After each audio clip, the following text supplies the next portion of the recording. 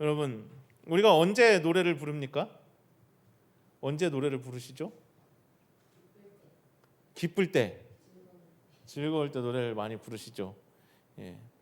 국가대표 선수가 열심히 운동을 해가지고 금메달을 땄어요. 그러면은 뭐가 울려 퍼져요? 애국가가 동해물과 하고 딱 울려 퍼지잖아요. 그렇죠? 그리고 결혼식에서는 뭘 부르죠? 그 기쁜 날 축가를 부릅니다. 그리고 생일날에는 무슨 노래를 부르죠?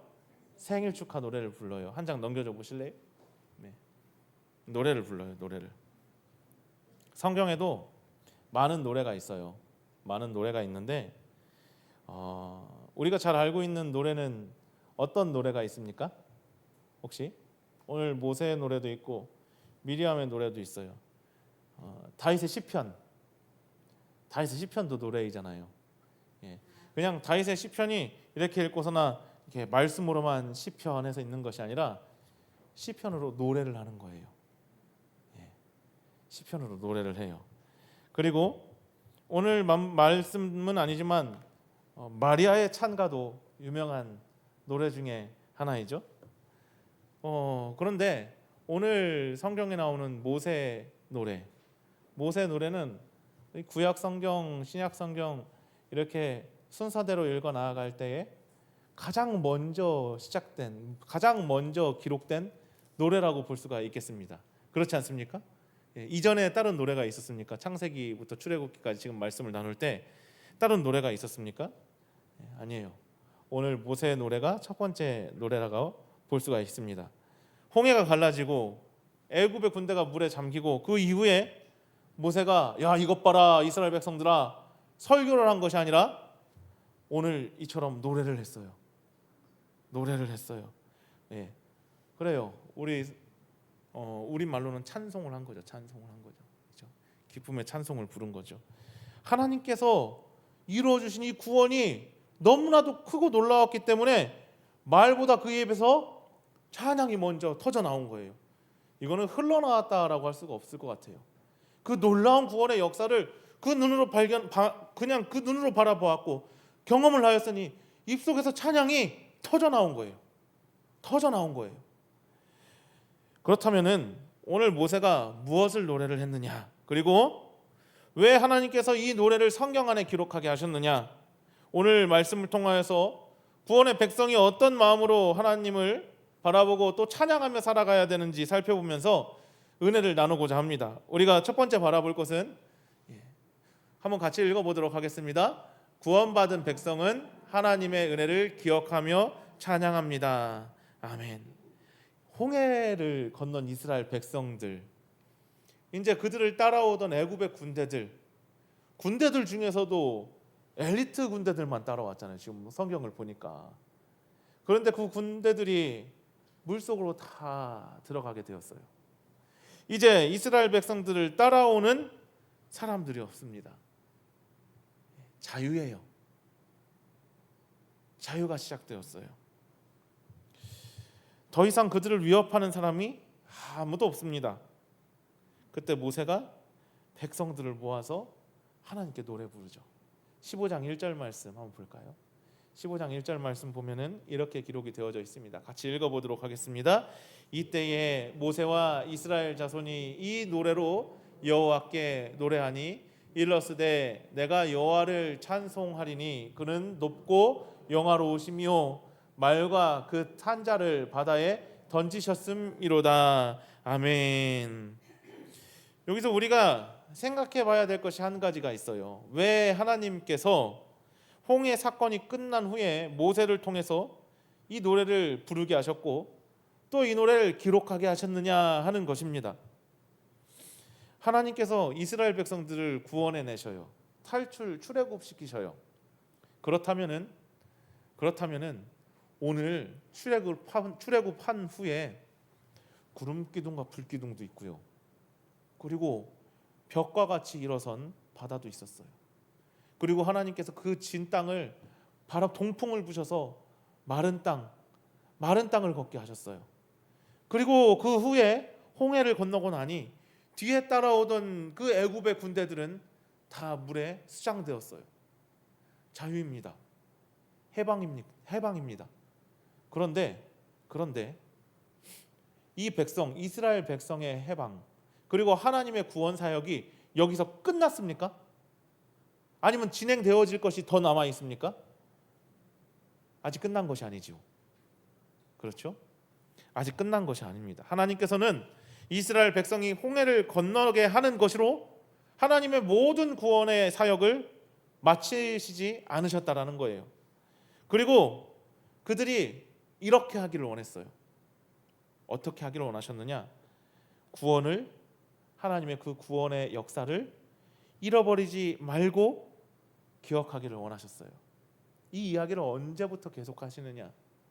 적어도 우리가 기억할 수 있는 것은 애굽에 내린 10가지 재앙들, 그리고 그 이후에 유월절과 무교절, 이 일들을 지나가면서 하나님께서 계속 하신 말들이 이거 기억하게 하려고 내가 이렇게 하는 것이다 라고 얘기하고 계시잖아요. 오늘도 마찬가지예요. 하나님께서 이스라엘 백성들을 구원해내시는 아주 놀라운 사역을 이루신 후에 모세를 통하여서 찬양을 하게 하시고 그 찬양을 기록하게 하시고 이렇게 하신 이유는 그 구원의 역사를 잃어버리지 아니하도록 하기 위해 하셨다라는 것입니다. 여러분, 우리가 시간이 지나면은 은혜를 잊기가 쉽습니다. 저도 여러 가지 은혜를 받은 것들이 있지만 시간이 지나면은 그런 것들이 잊혀질 때가 있습니다. 큰 어려움을 만났을 때에는 하나님을 간절히 찾다가도 문제가 해결되면은 그 은혜를 당연한 것으로 여길 때가 있습니다. 그래서 하나님께서는 구원의 사건 뒤에 노래를 남겨두셨어요. 구원의 사건 뒤에 노래를 남겨두셨어요. 찬양을 통하여서 하나님의 은혜를, 하나님의 구원의 사역을 기억하게 하신 것입니다. 어떻습니까? 우리가 하나님의 말씀을 암송하고 외우라고 하면 그것은 어렵습니다. 그렇죠? 그렇지만 곡조가 담긴 기도인 이 찬양을 부를 때에는 우리가 몇 번만 부르면 이 찬양이 잊혀지지 않고 우리 마음에 새겨지고 또한 어쩔 때 감동이 되지 않습니까? 마찬가지예요. 하나님께서는 이스라엘 백성에게 이 구원의 은혜를 글로도 남겨놓게 하셨고 말씀으로도 남겨놓게 하셨고 또 찬양으로도 남겨놓으신 것이죠. 모세의 노래를 보면은 그런데 특이한 점이 있어요.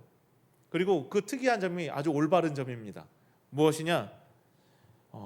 모세의 노래를 오늘 성경의 본문의 제목이 본문을 단락짓는 제목 그리고 소제목의 그 제목이 뭐냐면은 모세의 노래예요. 모세의 노래인데 그 안에 들어가 있는 내용 중에 모세 자신의 이야기는 없어요. 온전히 하나님 찬양하는 거예요.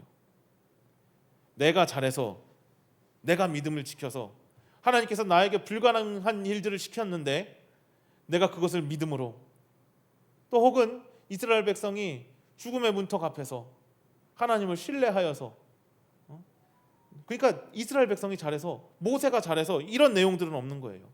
모세의 믿음이 좋아서, 이스라엘 백성들의 믿음이 좋아서 이런 얘기는 없는 거예요. 오히려 모든 초점이 어디에 맞춰져 있느냐? 하나님, 구원을 이루신 하나님께 모든 초점이 담겨져 있는 찬양입니다. 그래서 2절에서 보면은 이런 말씀이 기록되어져 있어요. 여호와는 나의 힘이시고 나의 노래이십니다 라고 하는 고백이 있어요.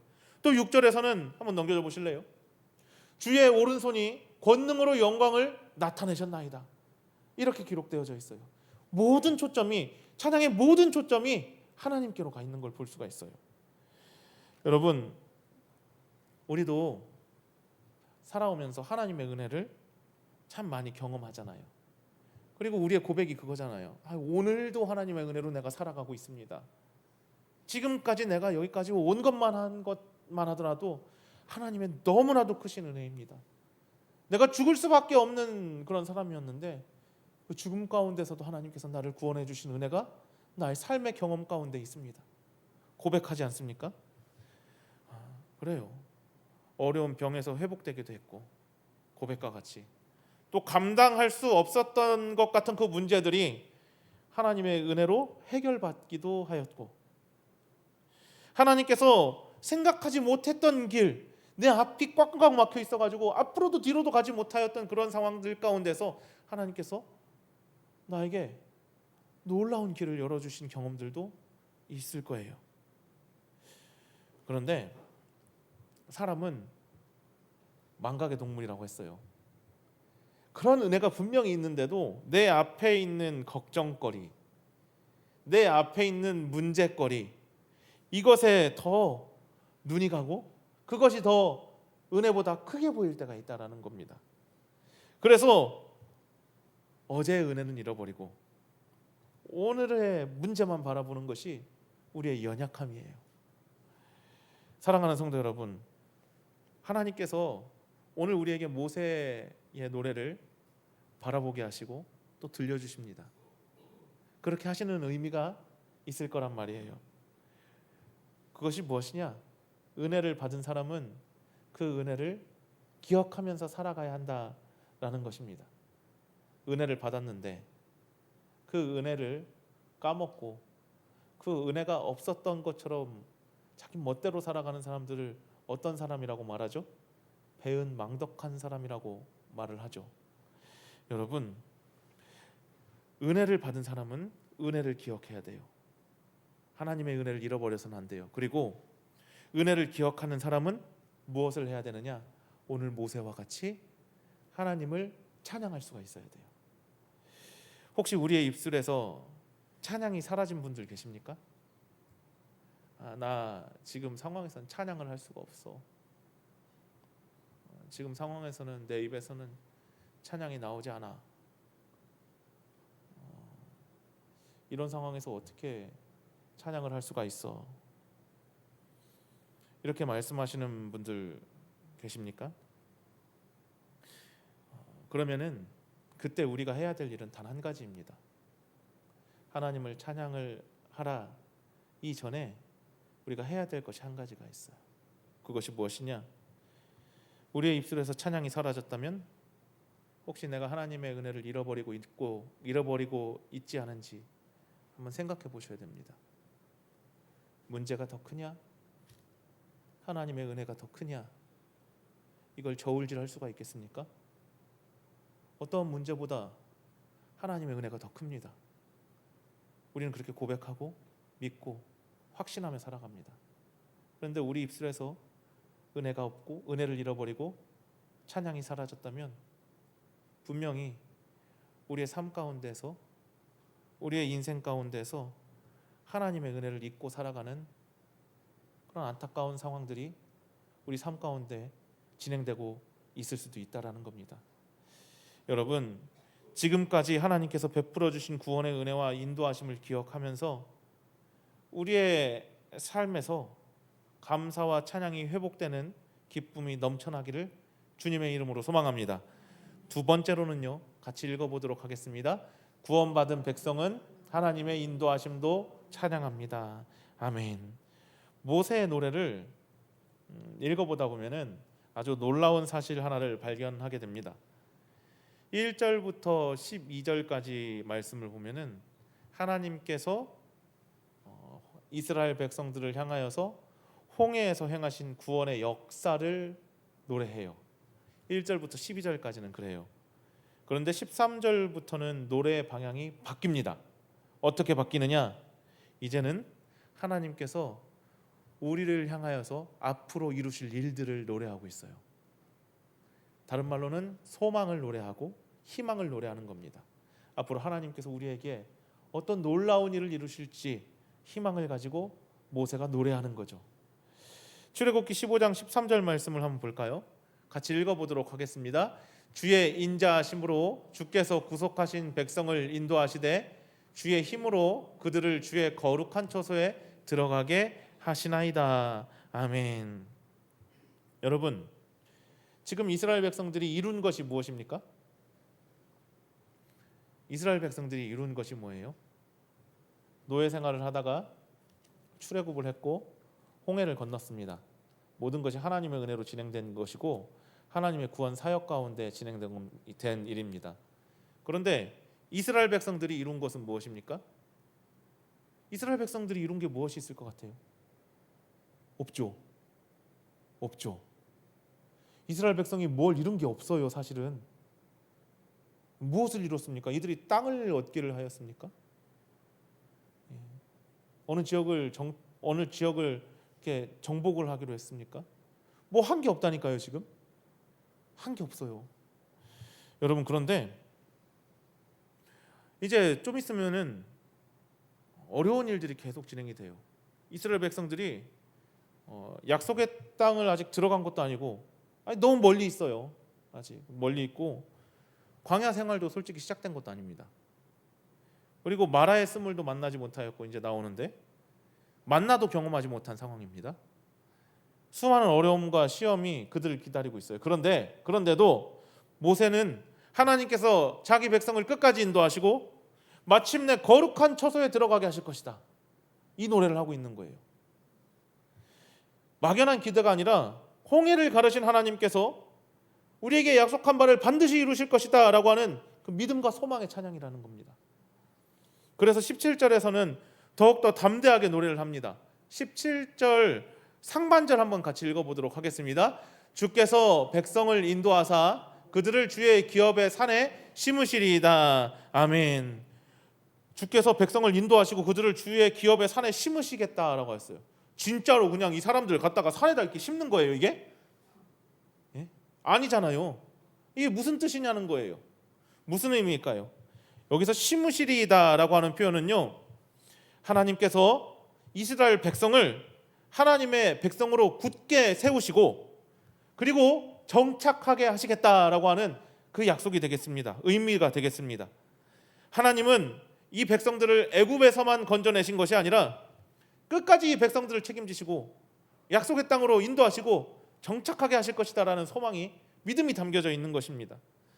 모세가 가나안을 보았습니까? 아직 모세는 가나안 땅을 보지 못하였습니다. 그렇지만 하나님의 약속은 이미 이루어진 것처럼 행동하고 이미 이루어진 것처럼 찬양했어요. 여러분, 이것이 믿음입니다.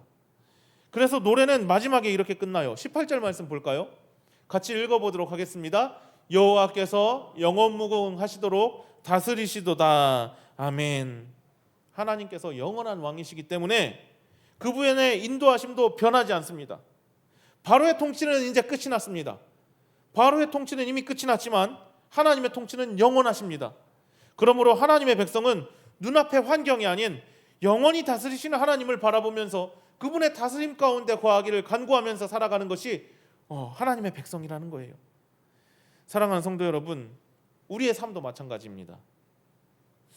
하나님을 찬양하는 것, 우리의 찬양은 하나님께서 이미 베풀어 주신 은혜에 제한돼서는 안 된다는 거예요. 하나님께서 지난날에 나를 이렇게 보호하여 주시고, 하나님께서 지난날에 나를 이렇게 사랑하여 주시고, 하나님께서 나를 지난날에 지금까지 인도하여 주셨지, 하나님께서 과거에, 하나님께서 옛날에, 하나님께서 이전에 이런 은혜를 주셨지, 이거 찬양하는 거 맞아요. 그런데 그 찬양해야 돼요. 잃어버리지 말아야 돼요. 기억하면서 살아가야 돼요. 그런데 거기서 끝나면 안 된다는 거예요. 오늘 나는 현재를 살아가고, 오늘이 지나면은 지금의 오늘은, 지금의 이 시간은 과거가 돼요. 우리는 매일 과거만 찬양하면서 살아가는 것이 아니라 앞으로 하나님께서 나에게 베풀어 주실 약속, 그 약속을 분명히 이루신다.